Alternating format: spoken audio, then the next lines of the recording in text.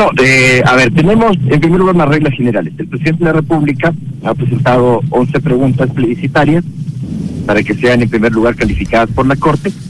En tratándose de una consulta popular general, tenemos la regla del artículo 105 de la Ley de Garantías, en el sentido de que la Corte dispone solo de 20 días para emitir su pronunciamiento. Si no lo hace dentro de esos 20 días, se entiende que se ha emitido un dictamen favorable a las preguntas. Algo así como lo que le ocurrió a la Corte Constitucional allá en 2018 y la consulta popular de Lenín Moreno que estableció el Consejo de Participación Ciudadana Transitorio, presidido por Julio César Trujillo. Ahora, el presidente de la República ha anunciado, con su ministro de Gobierno, que se presentarían preguntas adicionales a las ingresadas en esta semana a la Constitucional. La Corte Constitucional ha permitido hacer esto, por si acaso. Tenemos precedentes de la Corte en el sentido de 22, que se tolera que usted corrija preguntas o que presente otras. Entiendo yo que, por lo que se ha declarado, que el jefe del Estado tendría por intención presentar nuevas preguntas adicionales. Ahora, ahí habrá que hacer una diferenciación.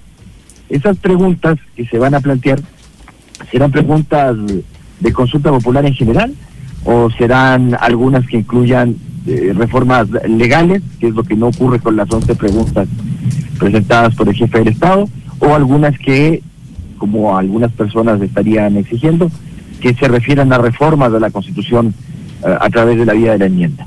En ese caso, el procedimiento en la Corte cambia, ¿ya? Porque ya no sería un agregado al trámite que ya se está llevando a cabo, sino que sería un trámite distinto, que es el trámite de reforma constitucional, en la cual esta Corte, curiosamente, ha indicado que no corre el plazo de 20 días, pero generalmente lo hace en un plazo bastante breve, el tema del dictamen.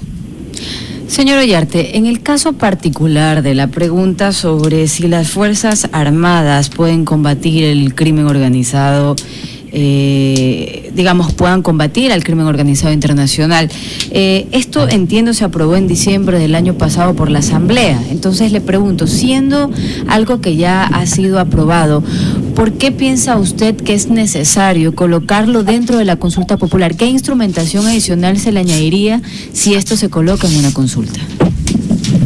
A ver, yo le diría que en general, no solamente respecto de las dos primeras preguntas relacionadas con Fuerzas Armadas, las 12 preguntas, básicamente las 10 primeras fundamentalmente, tienen un gran problema. Uno, según la Constitución, no solo que los pronunciamientos en consulta popular son de cumplimiento obligatorio, sino que, como ordena el artículo 106 constitucional, estas deben tener efecto inmediato.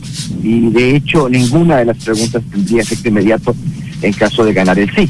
¿Por qué? Porque lo único que estaría diciendo el ciudadano es, por ejemplo, en el tema de que Fuerzas Armadas realicen el control de armas en los lugares aledaños a los centros penitenciarios, o que Fuerzas Armadas combatan el crimen organizado, no es que eso va a operarse inmediatamente, sino que recién, entre comillas, habilitaría al presidente de la República para presentar un proyecto de ley que sea debatido en la Asamblea, aunque los tiempos de debate en la Asamblea se reducirían a 60 días, según se indica en cada una de las preguntas.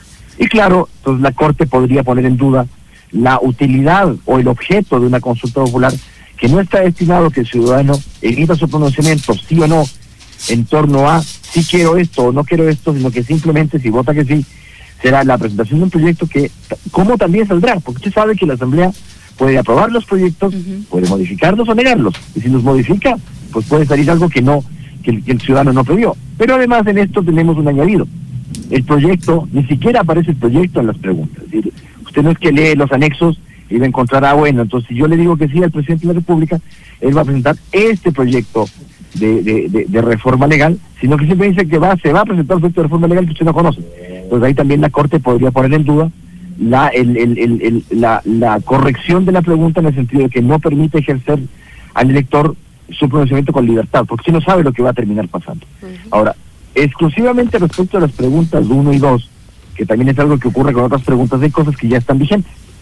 Entonces, también ha ocurrido reiteradamente en estas 11 preguntas el error de hacer cuestionamientos que ya están vigentes. Y como lo ha dicho la Corte, como no puede ser de otra manera, usted no puede hacer preguntas en consulta popular sobre temas que ya rigen, ya que están vigentes. Eso no se puede hacer. Entonces usted tiene temas como el delito de tenencia y porte de armas que son, dice la pregunta, de uso exclusivo de Fuerzas Armadas y Policía Nacional. Ya en el año 2023 se introdujo una reforma al Código Integral Penal, porque recuerde que estaba absolutamente prohibido el tema del porte de armas. El Código Integral Penal con la reforma permitiría ese porte con las condiciones establecidas en el ordenamiento jurídico, pero está prohibida la tenencia y el porte de armas que no son de uso civil. Es decir, naturalmente eso incluye a las armas que son de uso exclusivo militar. Entonces uno dice, esa cuestión ya está vigente. Lo mismo ocurre con los temas relacionados a la evaluación de jueces y el control, la auditoría a las declaraciones patrimoniales juramentadas. El Consejo de la Judicatura tiene, desde el Código de la Función Social de 2009, la facultad de evaluar periódicamente a los jueces. 1, 2, existe la obligación, no con la Constitución 2008, sino desde la Constitución del año 78 y 79, o sea, estamos hablando de 45 años, la obligación de presentar las declaraciones patrimoniales de ingreso y de salida, y con la periodicidad que determine la Contraloría General del Estado respecto de los bienes de los funcionarios públicos, además de que la Contraloría, no solo en la ley de la Contraloría del 92, sino con la LOAFIC, con la ley de Administración Financiera y Control del 66, de que la Contraloría puede hacer o debe hacer la auditoría de esas declaraciones juramentadas. Entonces me está haciendo preguntas sobre temas que ya rigen. Entonces me parece saludable que el presidente de la República no la retire. Yo la retiraría, pero políticamente podría ser eso complicado. Presente otras preguntas que sí son de temas que la ciudadanía estaría esperando. Señor Ollarte, en esas, como se ha mencionado, 10 preguntas que pudieron haber sido ejecutadas, en otros casos ya están aprobadas, más parecería que es una pregunta para ver si se legalizan los casinos y lo demás son adornos, o una declaración de intenciones políticas. ¿Qué pregunta considera que se pudieron haber tocado en esta consulta y no desperdiciar esta oportunidad de consulta popular, o que esto quede entrampado en la Corte Constitucional? A ver, lo que ocurre es que cada sector, y eso también ocurre en la práctica, es un problema que tienen esto los mandatarios. Todas las personas tienen ciertos intereses, legítimos por cierto, de que ciertos temas sean tratados en la Constitución o que sean modificados de la Constitución. Si es que usted va a hacer 40 preguntas, se le va a desvirtuar la consulta popular.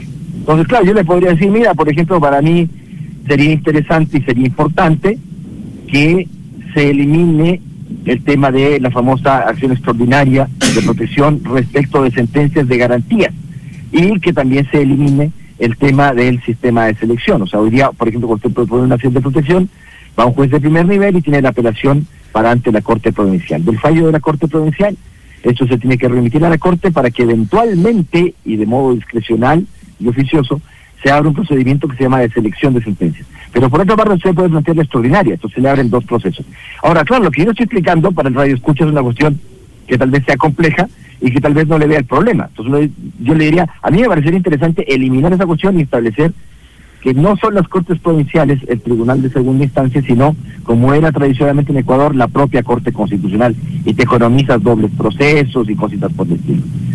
Ahora, la gente, no le voy a decir, perdón, yo no voy a tratar de boba a la gente, y no voy a decir, la gente entenderá lo que estoy diciendo, sino la gente le dará importancia a lo que estoy diciendo si tiene otros problemas que hoy día son mucho más, para ellos, mucho más graves que los que yo estoy tratando. Yo le puedo tratar de sentarle a convencer a usted sobre que lo que yo le estoy diciendo es importantísimo para el sistema de justicia constitucional, pero frente a los problemas que tiene el común de los mortales, tal vez son problemas secundarios. Entonces hay que tratar de observar ciertos temas que son realmente importantes, pero que no son importantes solo para ciertos sectores, sino en general. Entonces mucho se ha hablado del tema de que deberían existir, por ejemplo, jueces constitucionales, para que ya dejemos del tema de el juez de aquí a la vuelta, que le concede a tal político una libertad, o que ordena hacer tales cosas e impide la actividad de ciertos órganos del poder público. Entonces, o el tema de la extradición, pero la extradición en serio, pues no la extradición como la planteó el señor el señor Lazo, una extradición a medias, contradictoria, insuficiente, tibia, sino la posibilidad de efectivamente extraditar a cualquier ecuatoriano o extranjero que, habiendo cometido delitos fuera del país, viene al Ecuador. Con los delincuentes nacionales ya tenemos, como para estar importando delincuentes que son ecuatorianos pero que han delinquido en otra parte, y me los tengo que quedar yo, juzgarlos yo con lo que tengo, como que no tengo más problemas que eso. Doctor Ollarte, muchísimas gracias por habernos acompañado en la mañana en RTP. Siempre un placer.